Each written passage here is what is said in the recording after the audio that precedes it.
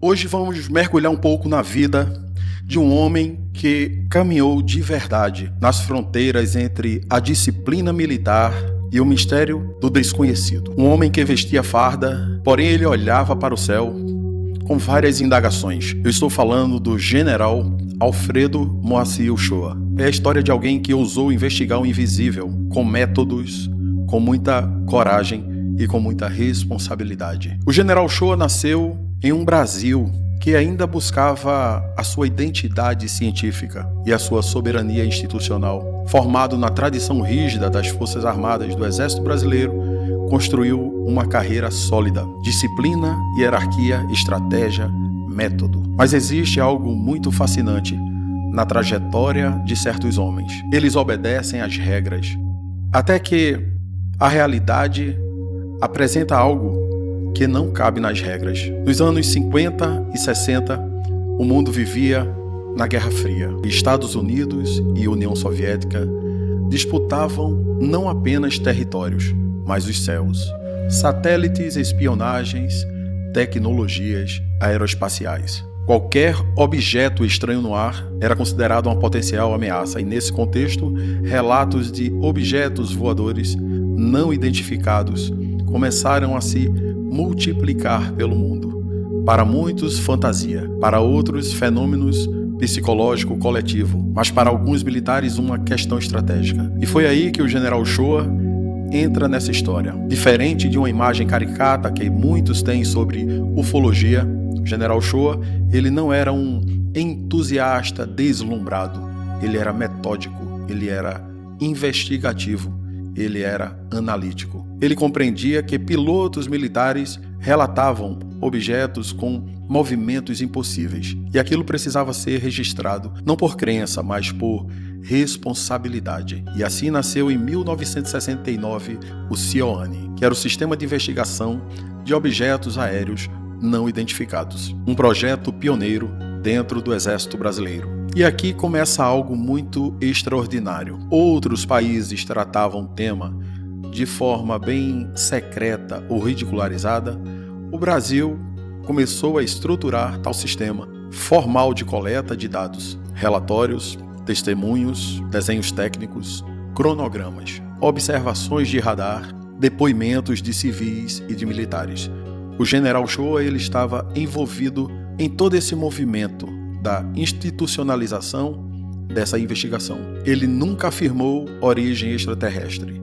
Ele afirmava algo muito mais poderoso. Existem fenômenos que ainda não compreendemos. E isso exige humildade científica. Imagina o peso disso da época. Um general brasileiro, em plena década de 60, defendendo que relatos deveriam ser estudados, não descartados. Isso não era misticismo. Isso é um método. E aqui está algo muito interessante. O general Uchoa, ele transitava entre dois mundos, o mundo da razão militar e o mundo da investigação do inexplicável. Ele compreendia que descartar fenômenos sem análise seria tão perigoso quanto aceitá-los sem nenhum critério. E essa postura equilibrada o diferenciava. Durante sua atuação, diversos casos foram analisados. Relatos vindos de áreas urbanas, relatos vindos do interior, relatos de pilotos. Ele sabia que mesmo que 90% dos casos tivessem uma explicação convencional, balões, aviões de ilusões ópticas, havia uma pequena porcentagem que permanecia sem resposta. E é justamente essa margem que move a ciência, pois a história da ciência ela é feita de anomalias. Foi uma anomalia na órbita de Mercúrio que ajudou a confirmar a teoria da relatividade. Foi uma anomalia na radiação cósmica que confirmou o Big Bang. Anomalias não são ameaça à ciência. Anomalias são o combustível da ciência. E o general Uchoa compreendia isso intuitivamente. Ele estudava não apenas os casos brasileiros, mas também os relatos internacionais. Mantinha diálogo com os pesquisadores civis. Ele escreveu diversos artigos, defendeu que o fenômeno ele merecia um tratamento muito sério. E aqui entra um ponto profundo. Para um militar general admitir a existência de algo não identificado no espaço aéreo é admitir vulnerabilidade. Mas o general Shoa não via isso como fraqueza, ele via como honestidade. Com o tempo, o projeto Seoane ele foi encerrado. Como, na verdade, muitos projetos ligados a temas sensíveis, ele acabou enfrentando limitações políticas, acabou enfrentando limitações institucionais, mas os registros permaneceram. Décadas depois, com a abertura de arquivos militares no Brasil, documentos vieram à tona. E ali está a marca de um homem que tentou de todas as formas organizar o inexplicável. Agora vamos além do uniforme. Quem era Alfredo Moacir Shoa como pensador? Ele não tratava o fenômeno apenas como um evento físico. Ele refletia sobre o impacto psicológico, social e até mesmo filosófico, porque a possibilidade de não estarmos sozinhos no universo não é apenas científica, é existencial. A astronomia moderna nos diz que existem bilhões de galáxias, cada galáxia com bilhões de estrelas, e cada estrela com seus potenciais planetas. Estatisticamente, a vida ela não parece improvável, mas evidência concreta ainda não temos. O general Shoa, ele conseguia caminhar nessa linha que era a linha do equilíbrio. Nem negava categoricamente, muito menos afirmava levianamente. Ele apenas investigava. E aqui está uma frase que poderia resumir a sua postura. O desconhecido, ele deve ser estudado, não temido. Isso é maturidade.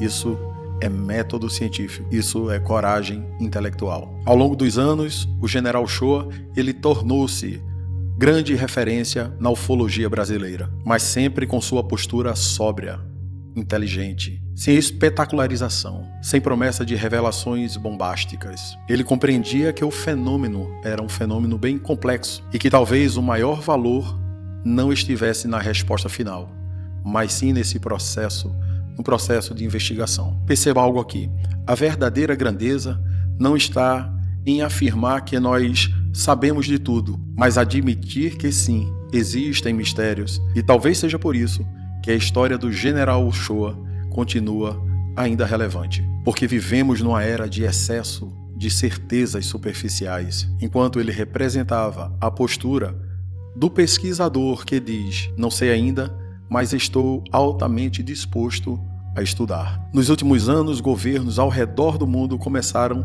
a reabrir as investigações sobre os fenômenos aéreos não identificados. O que antes era tabu, agora virou pauta oficial. E isso mostra que o general Shoa sempre esteve à frente do seu tempo. Ele entendeu que ignorar os relatos não eliminava os fenômenos, eliminava, na verdade, a oportunidade de compreendê-los. Quantas vezes você ignora os fenômenos não identificados da sua própria vida? Aqueles sinais que você ainda não compreende, aquelas perguntas que surgem, aquelas experiências que acabam por desafiar a sua lógica. Você descarta ou você investiga? Talvez a maior herança do general Shoa não esteja apenas nos arquivos militares, mas na postura diante do mistério. Ele nos ensinou algo silenciosamente. Disciplina não exclui curiosidade. Razão não exclui abertura. E a farda não exclui a reflexão. E o céu continua lá,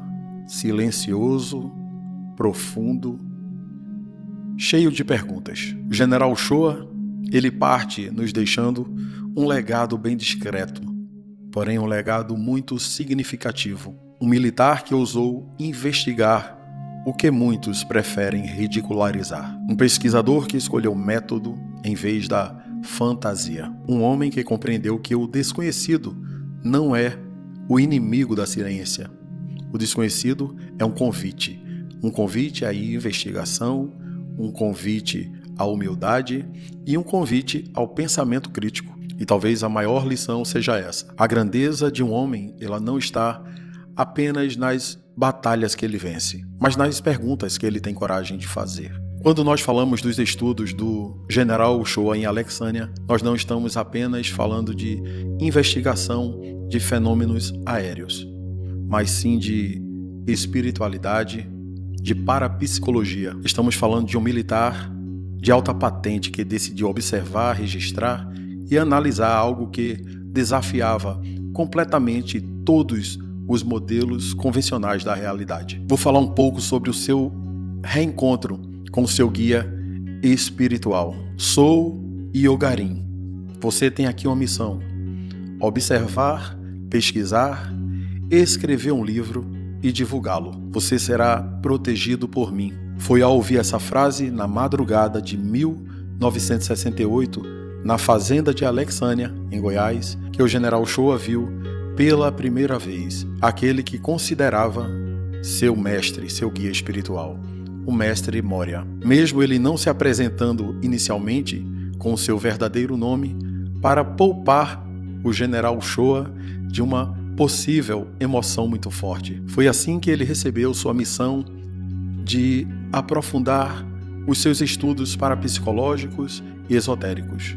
Agora sim, com contatos e avistamentos físicos. A presença do mestre Moria é constante na biografia, no acervo do general Shoa, seja em manuscritos, seja em desenhos ou seja em anotações. Mas a conexão entre eles não começou nesta noite da fazenda. Como conta seu filho, o general Paulo Shoa, desde o começo, em sua busca pela verdade, papai tomou consciência das hierarquias espirituais e assim chegou à teosofia e sintonizou rapidamente com o mestre Moria, tendo ele como seu guia espiritual, apesar de também ter grande ligação com outros espíritos de luz e ter em Jesus o seu mestre maior, conta Paulo. Mestre Moria, ele é conhecido como um dos mestres ascensionados da grande fraternidade branca, comandada por Jesus. A teosofia foi trazida à Terra por Helena Petrovna Blavatsky e o coronel Wolcott em 1875, e conta ainda que foi o mestre Moria que treinou Blavatsky para a sua missão na Terra. A definição dada ao mestre Moria pelas obras da Fraternidade Branca mostra que não foi à toa que o general Shoa sintonizou com a energia dele, pois mestre Moria representa o primeiro raio, o raio azul da hierarquia dos mestres ascensionados, significando a força motriz, e através dos seus ensinamentos pode-se alcançar as qualidades da liderança e o uso correto do poder e da palavra, manifestando assim a vontade divina. Ainda assim, o general Shoa nos conta em seu livro Mergulho no Hiperespaço, que questionava sempre a relação dos mestres da fraternidade esotérico-espiritual com os fenômenos de humanidades multidimensionais e da parapsicologia que pesquisava. A resposta veio através do médium Adelino Rosa, que dizia: essas coisas ocorrem porque muitos dos vossos mestres são também os nossos mestres. Alexânia foi um laboratório inexplicável. Existe um momento na vida de certos homens em que a curiosidade ela vence o medo do julgamento. E foi isso mesmo que aconteceu. Após a sua atuação institucional no projeto Sioane, o general Shoa continuou muito interessado pelo fenômeno ufológico de maneira independente. E foi em Alexânia, no interior de Goiás, que ele encontrou um dos cenários mais intrigantes de toda a sua trajetória. Ali houveram relatos de luzes no céu, objetos silenciosos, aparições noturnas e fenômenos incomuns começaram a se concentrar com uma frequência incomum. Mas diferente de entusiastas emocionais, o general Shoa ele fez algo que poucos fizeram. Ele levou método, levou registro sistemático, levou sua análise, levou sua disciplina militar para dentro do estudo de campo. Um general do Exército Brasileiro, de madrugada, observando o céu do interior goiano, em vigília, com uma prancheta, com horários anotados, com descrição detalhada, sem gritos, sem alardes, sem sensacionalismo, sem histeria. Ele buscava por padrões, buscava trajetórias, buscava repetições, buscava também as alturas estimadas, as cores de luzes e os movimentos angulares. Ele não dizia, é extraterrestre. Ele dizia, é um fenômeno aéreo não identificado. E isso é muito, muito diferente. E dentro da fenomenologia existiam objetos com mudanças bruscas de direção, ausência de ruído, aparições e desaparecimentos repentinos dos objetos. A formação geométrica, em alguns relatos do general Shoa, acreditava que certos fenômenos poderiam certamente envolver grande tecnologia desconhecida, porém ele nunca abandonou a cautela. Ele sempre trabalhou com 3 possibilidades: fenômeno natural ainda não compreendido, tecnologia terrestre sigilosa e, por último, hipótese extraterrestre. Isso revela algo grandioso do general. Ele não partia de nenhuma crença, ele partia apenas da investigação. Estamos falando de um general do exército, engenheiro, numa época politicamente sensível, e investigar fenômenos ufológicos não era algo que gerava prestígio. Pelo contrário, poderia gerar grandes questionamentos. E mesmo assim, ele seguiu. Por quê? Porque para ele, ignorar um fenômeno recorrente seria uma grande irresponsabilidade. E aqui existe uma lição muito profunda.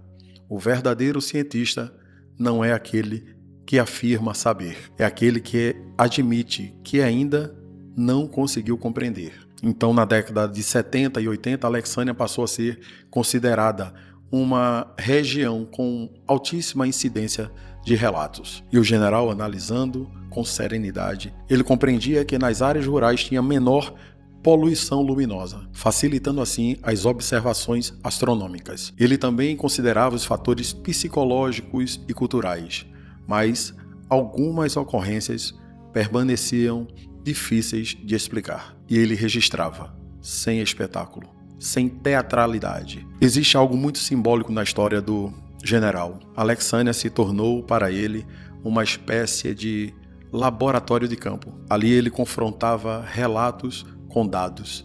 Ali ele cruzava as grandes informações. Ele sabia que 90% dos relatos poderiam ter explicações plausíveis, convencionais, mas ele se interessava muito mais nos 10% restantes. E é sempre essa margem que acaba por promover o avanço da humanidade. O mais impressionante não era o fenômeno, era a postura do general Shoa.